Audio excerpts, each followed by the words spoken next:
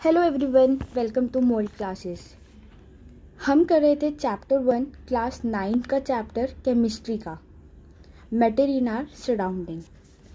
पिछली क्लासेस में हमने डिस्कस किया था कि मैटर क्या होता है, फिर हमने उनकी करैक्टरिस्टिक्स को देखा था, फिर हमने कुछ प्रॉपर्टीज़ भी डिस्कस करी थी।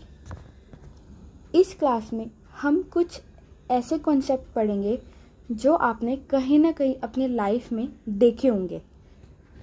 बेसिकली हम पढ़ने क्या वाले हैं, इंटर कन्वर्जन ऑफ स्टेट। अब ये इंटर कन्वर्जन किसका नाम है, तो आज हम वही तो पढ़ने वाले हैं। तो स्टार्ट करते हैं। तो ये आपके सामने एक क्वेश्चन है, can matter change it's state? क्या मैटर अपनी स्टेट को चेंज कर लेता है? अगर चेंज कर लेता है तो कैसे करता है? ऐसा क्या होता है उसके अंदर जो वो अपनी स्टेट को चेंज कर लेता है? अब फॉर एग्जांपल आपने आइस देखी होगी। जब हम इस आइस को रेफ्रिजरेटर से बाहर निकालते हैं तो विद इन 10 और 20 मिनट ये प्रॉपरली मेल्ट हो जाती है। मीन्स पहले ये सॉलिड फॉर्म में होती है, बट विद इन 10 और 20 मिनट ये अपना स्टेट चेंज कर लेती है।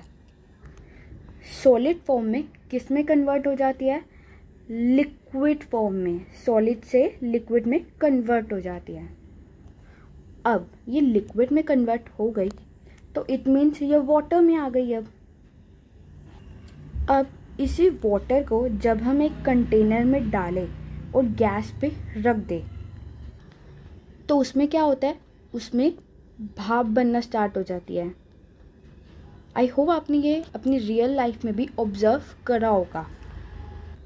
मतलब इसमें वाटर वेपर्स दिखने लग जाते हैं, और जब वाटर वेपर्स दिखने लग जाते हैं तो इस स्टेट को हम बोलते हैं वेपोराइजेशन। क्या बोलते हैं इस प्रोसेस को? वेपोराइजेशन। और आप देखेंगे कि इसमें भी वाटर का स्टेट चेंज हो गया। अब लिक्विड से वाटर गैस बन गया है। बट ऐसा हो क्यों रहा है? हमारा क्वेश्चन तो यही है कि ऐसा क्यों हो रहा है। जब हम आइस लेते हैं, आइस तो सॉलिड फॉर्म में होती है, और जैसे ही हम बाहर निकालते हैं फ्रीजर से तो वो लिक्विड में हो जाती है कन्वर्ट, और जब हम गैस पे रख देते हैं तो ये गैसियस फॉर्म में हो जाती है। ऐसा क्यों होता है? रीज़न क्या है इसका? तो इसका रीज़न है क्योंकि इन पर टेम्परेचर और प्रेशर का इफ़ेक्ट पड़ता है। अब हम एक एक्टिविटी के थ्रू इन सब चीज़ों को समझेंगे। सी, ये हमारा बर्नर है। यहाँ हमने वाटर लिया, वाटर को एक बेकर में डाल दिया, और उसके ऊपर हमने थर्मामीटर रख दिया। थर्मामीटर क्यों रखा? ताकि हम टेम्परेचर को डिटेक्ट कर सके। और एक हिलाने के लिए स्टिरर लिया। अब जब हमने इसके अंदर आइस डाली थी तो आइस का टेम्परेचर था, हमने फ्रिज से ही आइस निकाल के जब इस बेकर में डाली थी तो आइस का टेम्परेचर हम -डिग्री सेल्सियस ले लेते हैं। अब हमने इस बर्नर को किया ऑन। जब बर्नर को ऑन करेंगे तो साफ सी बात है कि इसका टेम्परेचर बढ़ेगा, इंक्रीज होगा। तो अब इसका टेम्परेचर -2 डिग्री गया, फिर -1 डिग्री गया, और फिर 0 डिग्री आ गया। अब टेम्परेचर इंक्रीज हो रहा है तो हीट इंक्रीज हो रही है। जब हीट इंक्रीज हो रही है तो मतलब काइनेटिक एनर्जी भी इंक्रीज हो रही है। अब काइनेटिक एनर्जी क्या होती है, ये हमने अपनी प्रीवियस क्लासेस में डिस्कस किया था। एक ऐसी एनर्जी जो मोशन की वजह से आए। अब क्वेश्चन ये है कि काइनेटिक एनर्जी क्यों इंक्रीज हो गई? भाई ठीक है, हमने टेम्परेचर बढ़ा दिया, अब हीट ज़्यादा हो गई तो काइनेटिक एनर्जी में ऐसा क्या हुआ कि जो इंक्रीज़ हो गई? बेटा इसलिए क्योंकि जब पहले आइस सॉलिड फॉर्म में थी, हमें पता है सॉलिड के जो पार्टिकल्स होते हैं वो क्लोजली पैक्ड होते हैं। देखा है ना, आपने बताया था मैंने आपको प्रीवियस क्लास में कि बिल्कुल टाइटली क्लोजली पैक्ड होते हैं, एकदम चिपके चिपके। इनके बीच में कोई स्पेसेस नहीं होता। जब स्पेस नहीं होता तो क्लोजली पैक्ड होते हैं, तो वो मूव भी नहीं कर सकते। तो इनमें तो काइनेटिक एनर्जी होती ही नहीं है बिल्कुल भी। बट जब हीट इंक्रीज होगी तो जो आइस है वो धीरे धीरे चेंज होगी सॉलिड टू लिक्विड में।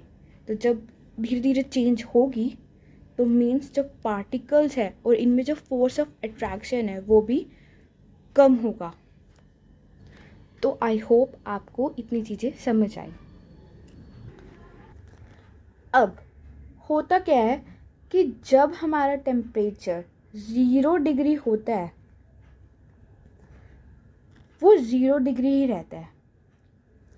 मतलब हम 1 मिनट बाद ऑब्जर्व करते हैं तो टेम्परेचर इंक्रीज नहीं होता, जबकि हमने देखा कि -डिग्री सेल्सियस हुआ, फिर -2 डिग्री सेल्सियस हुआ, फिर -1 डिग्री सेल्सियस हुआ। यहाँ तो इंक्रीज हो रहा था टेम्परेचर। बट फिर 0 डिग्री पे ऐसा क्या हुआ? हमने तो बर्नर भी ऑफ नहीं किया था, ऑन ही था हमारा बर्नर। तो 0 डिग्री सेल्सियस पे ऐसा क्या हुआ कि हमारा टेम्परेचर इंक्रीज हुआ ही नहीं? भाई कहीं ऐसा तो नहीं कि जो हमारा थर्मोमीटर है वो ख़राब हो गया हो? तो नहीं, बिल्कुल भी ऐसा नहीं हुआ था।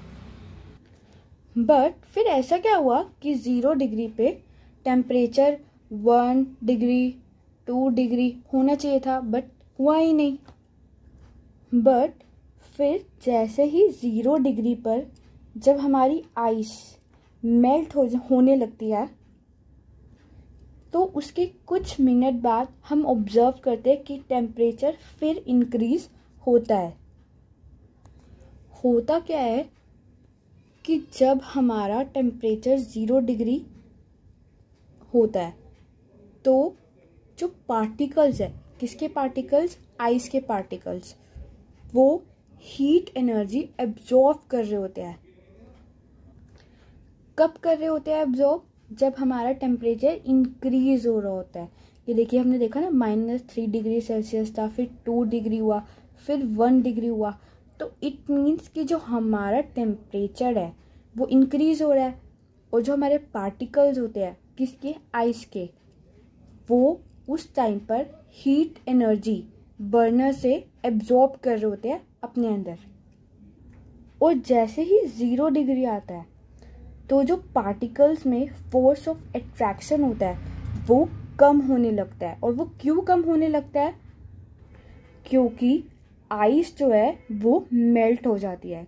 कौन सी स्टेट में हो जाती है फिर? वो लिक्विड स्टेट में। और हमें पता है कि लिक्विड स्टेट में जो फोर्स ऑफ अट्रैक्शन होता है वो कम होता है। किससे? सॉलिड से। जब हमारी आइस मेल्ट होने लगती है तो इट मीन्स वो अपनी प्रॉपर्टीज़ को भी चेंज कर लेती है। पहले सॉलिड थी और अब वो हो जाती है लिक्विड। और ये कौन सी डिग्री टेम्परेचर में होता है? 0 डिग्री टेम्परेचर में होता है। अब ये जो हमने देखा कि 0 डिग्री टेम्परेचर में जब टेम्परेचर होता है तो कोई चेंज नहीं आता। और कब तक चेंज नहीं आता? जब तक हमारी प्रॉपर आइस मेल्ट नहीं हो जाती, मतलब अपना स्टेट चेंज करके लिक्विड में नहीं हो जाती, तब तक इसमें कोई चेंज नहीं आता इसके टेम्परेचर में। तो इस प्रोसेस को हम कहते हैं latent heat of fusion. Latent heat का मतलब होता है हिडन। लेटेंट का मतलब क्या होता है? हिडन मतलब छुपी हुई एनर्जी। और हमने देखा है अभी कि 0 डिग्री ही टेम्परेचर रहता है। कब तक रहता है? जब तक जो आइस के पार्टिकल्स है वो पूरी एनर्जी, हीट एनर्जी एब्जॉर्ब नहीं कर लेते। और जब 0 डिग्री पर फाइनली आइस मेल्ट होने लगती है तो इस पूरी प्रोसेस को हम क्या बोलते हैं? Latent heat of fusion. अब ये लेटेंट हीट ऑफ फ्यूजन क्या होता है? तो बच्चे ये एक ऐसी एनर्जी होती है जो 1 kg ऑफ सॉलिड चेंज हो जाए किसमें? लिक्विड में, at atmosphere pressure at its melting point. अब मेल्टिंग क्या होता है?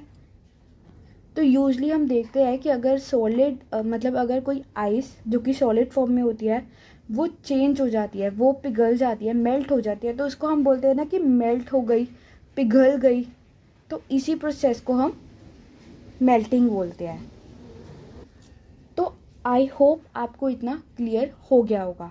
तो आज की क्लास में हमने बेसिकली क्या देखा? इंटर कन्वर्जन किसका? सॉलिड टू लिक्विड का। आने वाली क्लासेस में हम सारे इंटर कन्वर्जन को डिस्कस करने वाले हैं। तो आई होप आपको आज की क्लास अच्छी लगी हो। अगर आपको अच्छी लगी हो तो लाइक करिए, अपने फ्रेंड्स के साथ शेयर करिए और चैनल को सब्सक्राइब करिए। Thanks for watching.